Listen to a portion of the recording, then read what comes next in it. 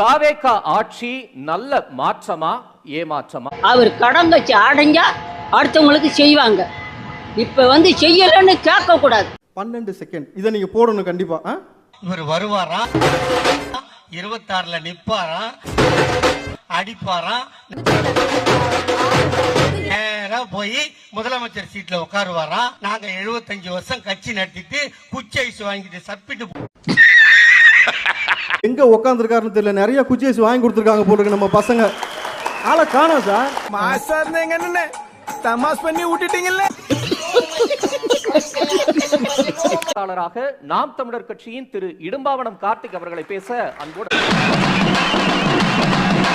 சிங்க நடை போட்டு சிகரத்தில். திமுகவோட மோசமான ஆட்சி காலம் என்றால் 2006 2011.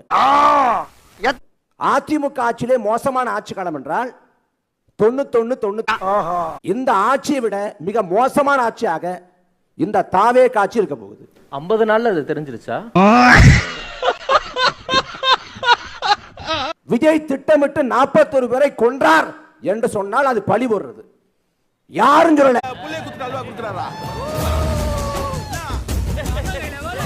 கரூர்ல 41 பேர் சாகிறதுக்கு காரணமே தாவேகாங்கிற கட்சி.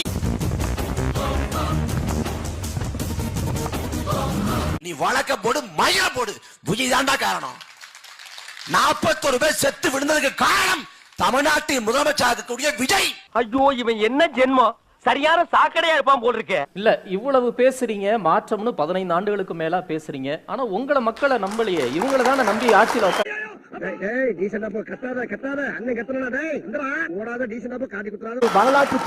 உங்களை ஏற்றுக்கொண்டால் வரலாற்று சரி, உங்களை ஏற்றுக்கொள்ளவில்லை நிராகரித்திருந்தால் வரலாற்று பிழை என்றால் எங்கள் மக்கள் தொடர்ந்து அந்த வரலாற்று பிழையை செய்வார்கள். பொதுவான ஒரு கேள்வி, நான் அவங்கள சொல்லலப்பா, பொதுவாக ஒரு கேள்வி. 2 வருஷம் செஞ்சா பயிற்சி, ஒரு 5 வருஷம் எடுத்தா முயற்சி, 15 வருஷமா ஒண்ணுமே சீண்டாம ஒருத்தர் போட்டு உட்காந்துருந்தாங்கன்னா, ஐயா 15 வருஷமா ஒரு இடத்துல அப்படியே கிடந்துச்சுன்னா அது போனோம்.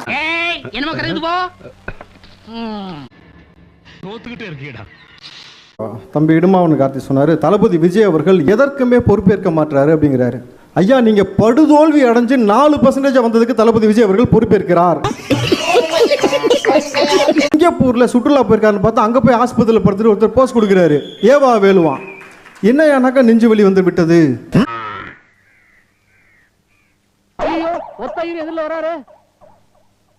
ஒரு நாள் கூட சிஎம் ஆக்கி விடக்கூடாதுன்றதற்காக தொடர்ச்சியாக நீங்க முயற்சி எடுத்திருக்கீங்க. இன்னைக்கு 10 பேர் அதுக்காக கைது செய்யப்பட்டிருக்காங்க. 180 கோடி வரைக்கும் பேரம் பேசிட்டு வெக்கம் இல்லாம நீ குதிரை பேரம் நீங்க பேசுறீங்க. அண்ணன் விஜயகாந்த் அடிச்ச அடியில எதிர்கட்சியா தான் வரல, தளபதி அடிச்சாரு, எம்எல்ஏவா கூட வரல ஒருத்தர் குளத்தூர்ல.